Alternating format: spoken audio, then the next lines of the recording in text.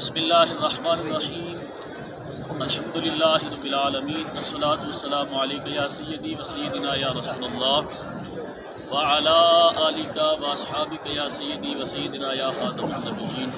معزز سامعین ناظرین، اللہ کے محبوب پیارے نبی علیہ الصلوۃ والتسلیم نے ارشاد فرمایا، وہ زمین پر کوئی عظمت والی جگہ ہے تو خدا کا گھر مسجد ہے۔ چند مساجد ایسی ہیں جن کی فضیلت نبی علیہ الصلوۃ والتسلیم نے ارشاد فرمائی، ان میں سے ایک مسجد قباء شریف بھی ہے، جس مسجد میں ہم اللہ تعالیٰ جل شانہ کی فضل و کرم سے اور پیارے نبی علیہ السلام کی نظر عنایت سے آج ہم حاضر ہیں۔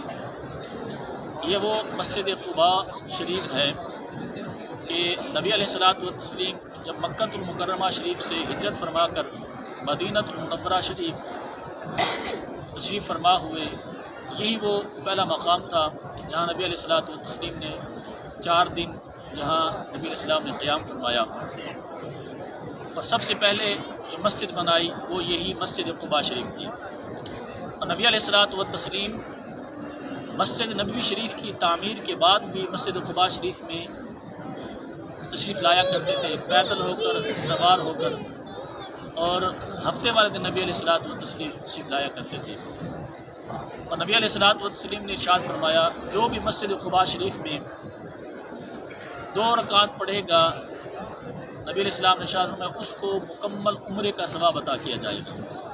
اور اللہ تعالیٰ جل شانہ نے اس مسجد کی فضیلت بیان فرماتے ہوئے قرآن مجید میں حرمت بیان کی، فرمایا لمسجد اسس علی التقوی من اول یوم احق ان تقوم فیہ رجال یحبون ان یتطہروا واللہ یحب المطہرین۔ عظمت والا مقام ہے، عظمت والی مسجد ہے۔